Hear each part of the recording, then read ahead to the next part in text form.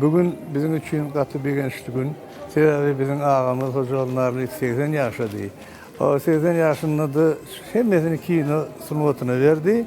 Kino sunumunda ullukan üstünlükler kazanıp bize bizim maşgalamıza ondan kalır Türkmenistan'a ullukan ağrıları getirdi. Bol filmlerle dışarı yurtlarda da festivallarda da bayraklar aldı.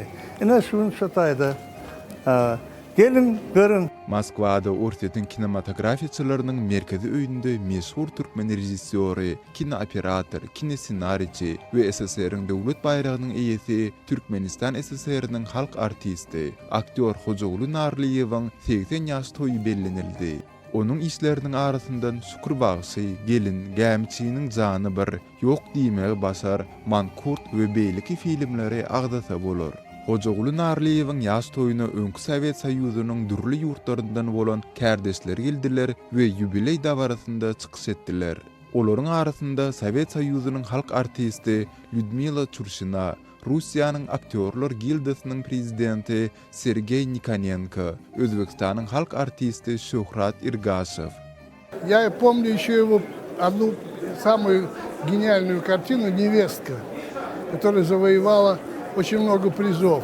Russiýanyň atgazanan artisti Natalya Arenbasarowa, tanymal kino rejissor Ali Hemrayew, kinodramaturg Adilşah Adishev, Ortet'in halk artisti Larisa Luzhina, tanymal futbol treneri Valeriy Nepomniachtchiy. Я прожил долгую часть своей жизни в Ашхабаде, и я горд тем, что когда мне приходится встречаться где-то в Москве, в Нью-Йорке или в Лондоне, я рассказываю им о том, что я знаком с искусством великого человека, великого гражданина.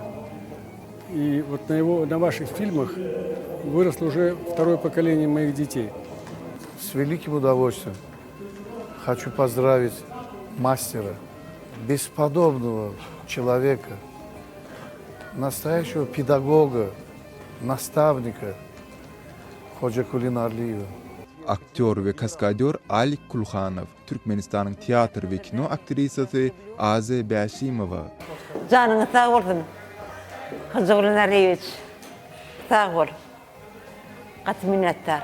Sağ ol, garja gödüňe döneýin. Şeýle-de bu dawarada Türkmenistanyň kinoçylary Murat Aliýew we Eduard Rejepow dagy hem çykyş etdiler. Gelin kinosunda Türkmen gelininiň gaýtalanmajak ajaýyp obrazyny döreden meşhur türkmen aktrisasy Maýa Gözel Aýmedowa da dawara gatnaşdy. Şun hemmeňiziň bäri gelip üýşüňize men gaty beýenýän, gonýan, tiziň öňüňizde başyma gelýän. Bu Hojagul Narliýewiň 80 ýaşy doldy.